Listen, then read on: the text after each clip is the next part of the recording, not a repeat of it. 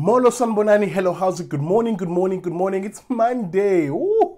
Fresh new week here on Vuka Nazo. Remember, if you like Vuka Nazo, this morning news analysis show, hit that like button, subscribe to the channel if you're watching on YouTube, and please share the channel. Please help me grow my numbers overall. Remember, we also have a website. Find us, please, at bigdaddyliberty.com. There you can pledge some financial support to the work that we do here. Anything between 50 to 100 Rand, 75 Rand is about the average that we do. All right, with that being said, enough with the jibber jabber. Let's get straight into the news.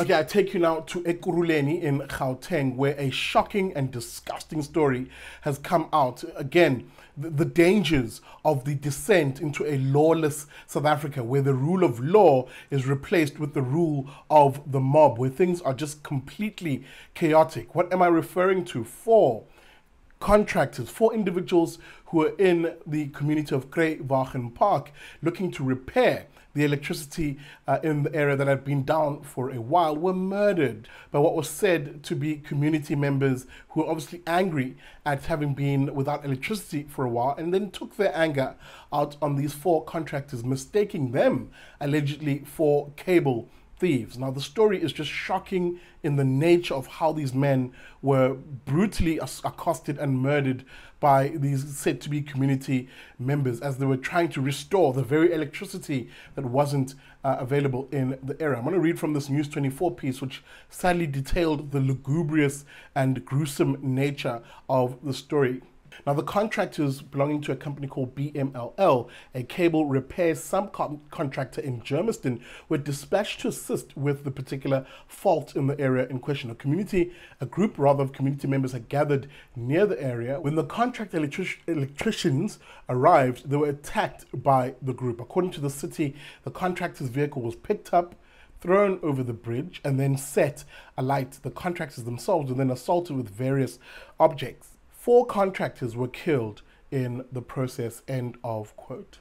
Now, of course, police are investigating this matter, but again, it goes to the heart of what we always discuss around what happens in a society that loses the rule of law. What happens in a society where the state, because it has a useless asshat of a police minister, is unable to enforce the law. That vacuum that is left has to be filled by somebody, and the mob in particular. Despite the reasoning behind this incident, the mob, when it acts in a mob-like fashion, will literally dispense their version of justice, and often it is very unjust. Rest in peace to those contractors, and I will not be surprised if the community of Kruiwagen Park sits in darkness for a while, because what contractor or what electricity service provider or what official from the Ekurhuleni Metro itself who works in the electricity department would want to go there and risk their lives? We need to return to a rule of law type society, because only that way can we beat crime and avoid incidents like these.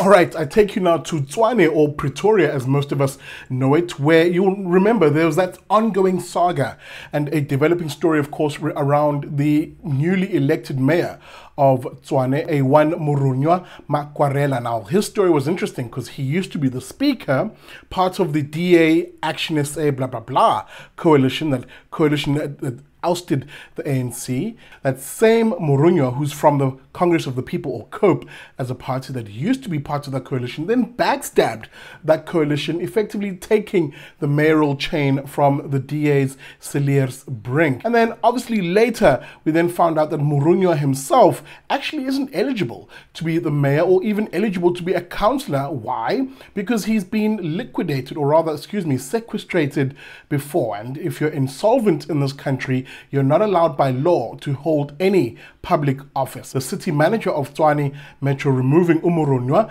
basically saying, hey dude, you can't be mayor, take a hike. Murunywa then actually came back a few days later, last week, Thursday to be precise, producing a letter, a certificate he claimed to be one that cleared him of being insolvent, and duly he was put back into the seat as mayor. Oh, that whole topsy-turvy happening in the space of a few days, indeed, all within a week. But here's the latest on the story. That letter that he submitted, or that certificate that he submitted to the city of Tshwane, which obviously saw him be reinstated as mayor. Questions around the authenticity of that particular letter were already flying around last week, Friday, with opposition parties accusing him of having forged it. Indeed, even legal professionals looking at the letter and saying, what the fudge is this? A letter literally racked with very obvious mistakes and looking dodgy as if. I'm going to put it up on screen and we'll quickly go through some of the main points people were pointing out that this letter could have been a fake. Some of those points, of course, included how the spelling of the court was dodgy. There is no court in this country with the name of North Court of South Africa, Gauteng Division. The parties' names are incorrect, including the spelling of Umurunywa Makwarela's name himself on the document.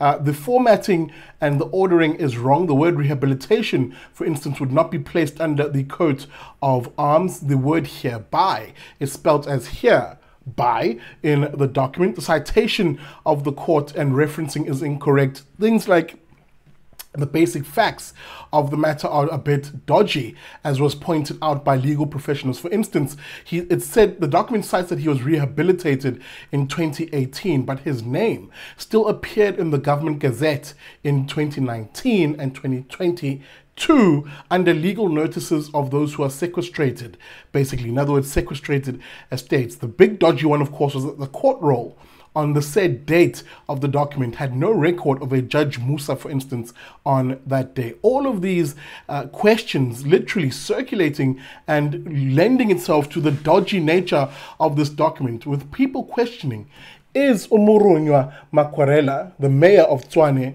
a fraud? Has he forged this document, which would be a serious allegation and a serious crime? Indeed, let me put up on screen just an example, for instance, of a legit certificate that clears one of insolvency versus the one that Makwarela is said to have submitted to the city of Tshwane. And this is the latest, oh my goodness, at the time of recording this, even as I just finished hitting the edit button, the highest court in the country, indeed the chief registrar of the Gauteng division, Tumelo Ledwaba, coming out and saying, what the hell did I just read? What is going on in Pretoria? Who is this Makwarela character? Issuing a letter basically saying this is all nonsense, it's poppycock, and he's referring this matter to the Hawks. In his letter, he basically says, I, Tumelo Refilwe Ledwaba, the chief registrar of the High Court of South Africa Gauteng division in Pretoria, and hereby confirm that the document purporting to be an order issued by this court was never issued in our court. I can also confirm that no rehabilitation order has been issued regarding the parties named in the said document. And as I mentioned, he's referring this matter to the Office of the Directorate for Priority Crimes investigations for there and the institution of criminal proceedings. That, of course, is the Hawks. End of quote. Ho ho! Makwarela is in a lot of trouble. Oh my goodness. This homie is in so much trouble. Oh my goodness. Not only does he face being removed as a councillor and the mayor of Tshwane in disgrace, as should be the case if these allegations are true, this homie is facing jail time, actual hard jailed time. This is what happens when you are a greedy politician who literally is willing to lie and forge his way into things, as are the allegations here. And again, I've never held out any favor for any politicians. As you guys know, I always say, hashtag politicians are trash. This is a prime example of that. Politicians do not care about you. They care about themselves and their pockets. So that I leave you with this. The current mayor of Tshwane, who's facing all of this trouble and jail time, is what a flop of an incident. This literally could be the Mumish of the week. Ah, man, it's a Monday and we already have a contender for Mumish of the week. Woo! This homie is in a lot of trouble. All right, that's it for this, the Monday edition of Vuka Nazo. Let me know what you think about the stories, of course. Leave a comment, especially on YouTube. I do go through those comments and sometimes even respond to your feedback. Always appreciated. Please hit that like button on your way out and share the stream. And remember, you can find me on my website. Go to BigDaddyLiberty.com or .co.za. With that being said, thanks for watching. See you again bright and early tomorrow from 7 a.m. only on Vuka Nazo.